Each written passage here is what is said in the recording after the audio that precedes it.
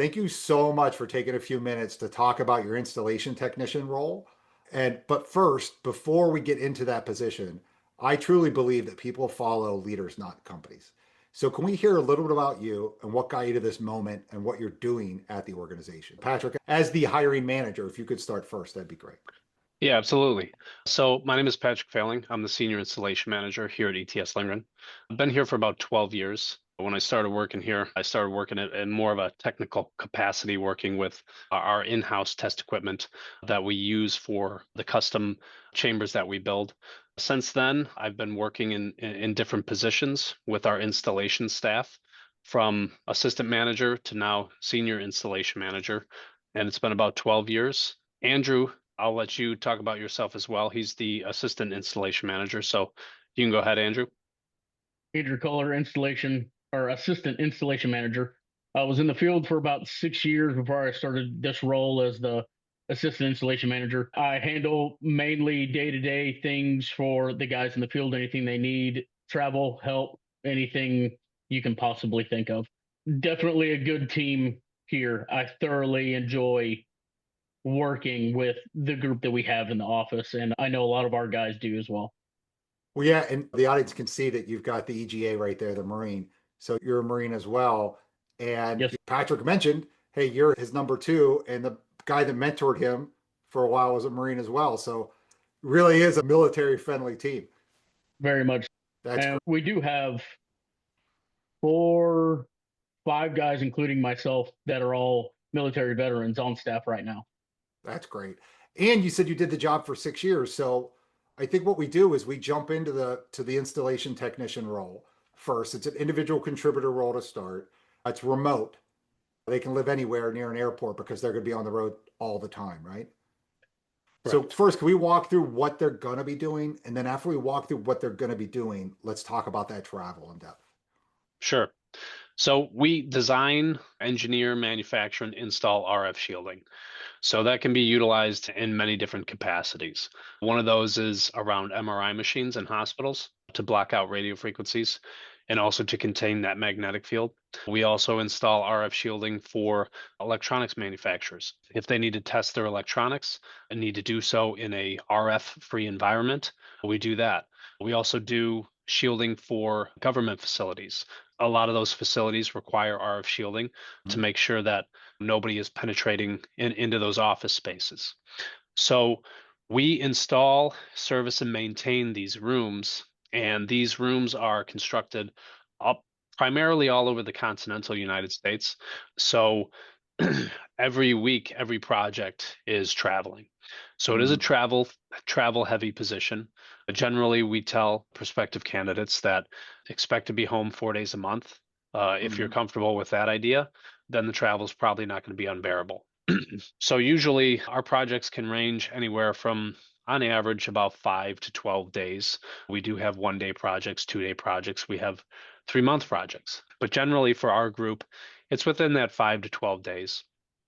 So we try to keep all individuals as busy as possible.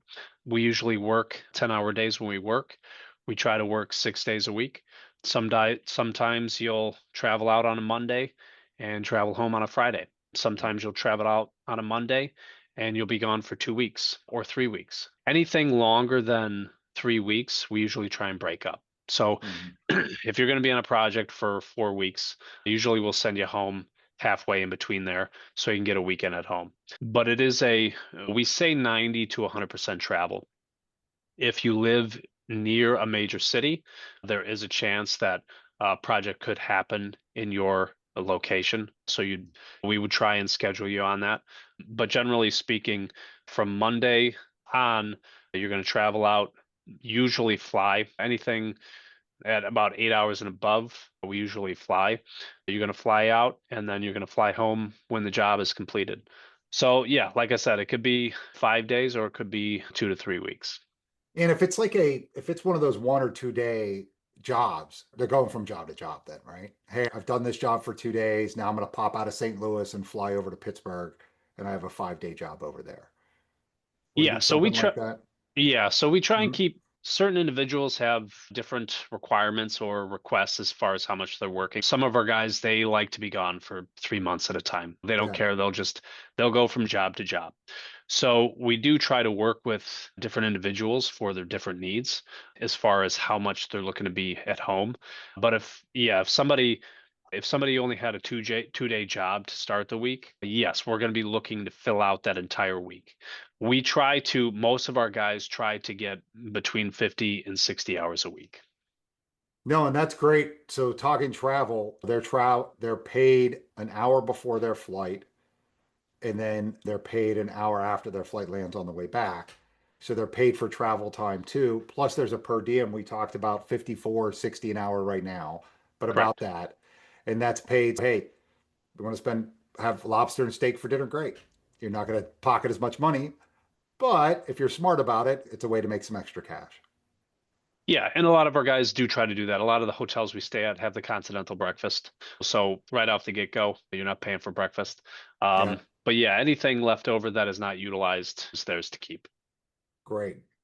And then why do, I guess first let's jump about the training. So they're installing these modulated pieces for RF protection. How are they going to be trained? Are they coming to your site and training like at an installation, or are they going to an installation site? Yeah, so I'm based out of the Chicagoland area. So we always bring them here for their initial onboarding.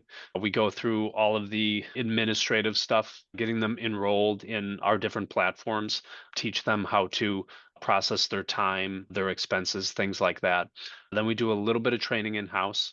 Then we usually send them to another one of our facilities, which is in Wisconsin. That's one Okay. of our manufacturing facilities where we build everything related to our medical department. So they go up there and they learn about a lot of our products. They usually spend about 2 weeks up there. Then from there, they go out into the field. When they go out into the field, they're always working with somebody who knows what they're doing. So they spend the next 6 months to a year getting that in the field training from somebody who's a more senior leader who knows how to do everything that can explain them and teach them along the way. And with such high travel, it takes a certain personality. You really have to enjoy it. So, Andrew, you did it for 6 years. What did you enjoy about it? Oh, getting to see all the different areas. And in the Marine Corps, you got to work with everybody under the sun. And so you get to relive that again. You get to meet all the different people, see the different walks of life, the different backgrounds of everybody. Yeah. And it's, I don't want to say it a bad thing, but living in a hotel is kind of like being in the barracks a little bit. You have, as bad as that sounds, but you have that other guy that you're working with, and it's you and that other guy are kind of Nobody's. yeah, against the world, exactly. Yeah. So you're most of the time you're eating dinner together. You don't always have to, but most of the time you're eating dinner together and hanging out and going to work together, and it's having that camaraderie again. We have a lot of guys that have made lifelong friends working at this company. It's honestly, it's really nice to see that the guys. Oh, I talked this over the weekend. Like y'all weren't working together. Yeah, no, we hang Yeah, out that's and we great. talk, and it's awesome. It reminds me of like when you're out in the field in the fighting position and you're just there for hours talking, Yep, and that's you get to know somebody so intimately. You get to share stuff that yeah, you wouldn't share with anybody else. that's exactly right. And some of the stories you hear from some of these older guys, you're like, man, are you sure you're supposed to be telling me this? And it's a good time. It really is. Don't get me wrong, it's hard work, but at the end of the day, just be for me being in the Marine Corps. At the end of the day, you're tired, and it's that good sleep again. That man, I'm worn out. I want to go to bed, and the travel the most rewarding part for me at the end of the day was that like getting to pack up or the end of a job, getting to pack up and getting to turn around and see what you were able to accomplish. And at the end of every day, you can turn around and you can go, okay, that pile of material is getting smaller, but look at the room that we're making and just taking pride. And my wife gets so mad at me. I live in the Houston area and we'll drive past hospitals and I know you built a room there. Stop. I know you worked there. Stop. And it really is a rewarding job. And the travel, if you enjoy traveling, man, it really can be a blast. I think about why I like these type of roles is in the military, you're solving real life problems in real time with real people in the real world. And then maybe you go and do something like I did and get into a computer based job. And then you're Same. like, it doesn't feel, what's going on? You don't see the results. And to Yeah. see the results of what you do is so rewarding. And Oh so yeah. that's pretty cool that you see it and you have that pride that carries on. Oh yeah. Now, and good. Yeah, sorry. As much fun as Andrew makes it sound living on the road, just to be clear, we do put the guys up in different hotel rooms. You do get Oh, that yeah. break. Not stuck in one room. Yeah. Yeah. Yeah. Great. Good point. I like this shows the culture too that that you guys can have fun with each other because you know that you're professionals and you're going to do the right job. Really, Hmm. before we got on camera, you talked about this. Looking for somebody that's reliable, that's a safe operator. You see something, you say something, that's a good teammate is really important. So it's not so much the technical acumen of the human because you can teach that. It's Hmm. really, are you a good person? Will you be a good teammate, safe operator, reliable? And are you open to that travel? Or do you truly desire it? Because that level of travel isn't, I can do it, right? That level of travel is, I like to travel. Yeah. And Yep. we definitely have a lot of guys that like to travel because the interesting thing about what we do is we're in every state. It's not just you're going to New York, Chicago, Mhm. and Dallas every other week. We're going to Montana, Wyoming, Alaska, Oregon, Idaho. We go to every single state. So most of our guys actually have a list of the last states that they need to hit so that they can reach all of them. That's fun. I did the same thing here of making sure I place a veteran in every state. That was my Oh, goal, hitting all gotcha. 50 Yeah. states. So I know that very well. No, I think we've done a good job of talking about the role. We've really hammered the travel, I think. Is there anything you want the applicants to know, these veterans to know before they make a decision of applying or not? Yeah, I'll go first, Andrew, and then you can kind of give your perspective. But I've been here for 12 years. This is a Mhm. company where we have a lot of long-term employees. We just lost one of our installers from the field because he transitioned into a project management role.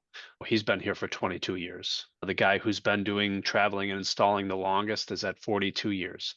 We have over 10 people in our group of 40 plus that have been doing it for longer than 20 years. So it is a good company to work for. The when we have turnover or when we lose an installation technician, it's almost always because of the travel. So Mhm. if you like the travel, you'll like the job. It's something very interesting. It's always something new, and there's a lot of possibility for upward mobility here. Well said. Andrew? The biggest thing for me would be keeping an open line of communication. So in the Marine Corps, the RCOs and sergeant majors are always tell us, "Oh, we have an open door policy," and you go knock on the door, and they'd still yell at you. It is the way of life. We really do have that metaphorical open door policy. If it were to be you go on a project for, say, 2 weeks and you're getting burnt out, getting tired, hey, I do need some downtime.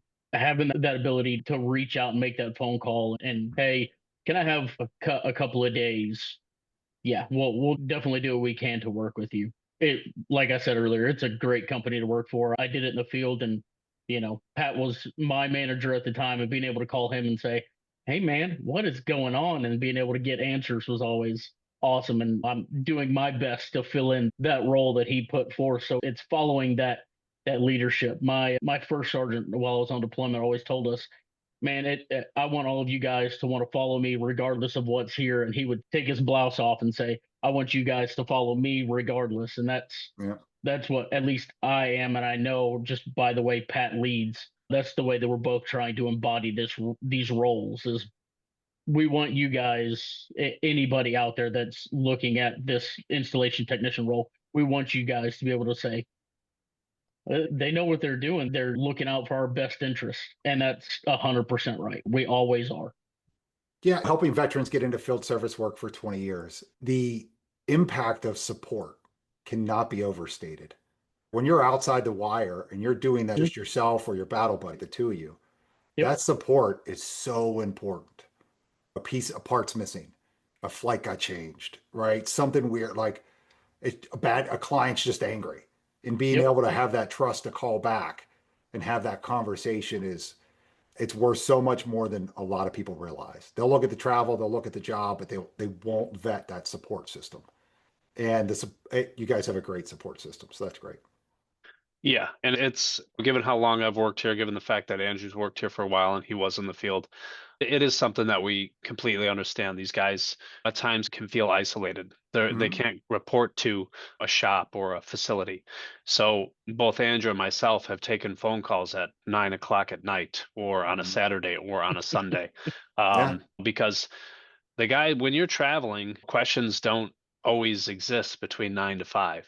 Yeah. They happen outside of that. And both him and I have that complete understanding. Taking those phone calls late at night around the weekends, it's part of the job that we do. Yep. No, that's great. Hey, like I said, I have everything I need. I'm going to get this out to the job seeking community. And as soon as we find that right human, we're going to deliver them to you.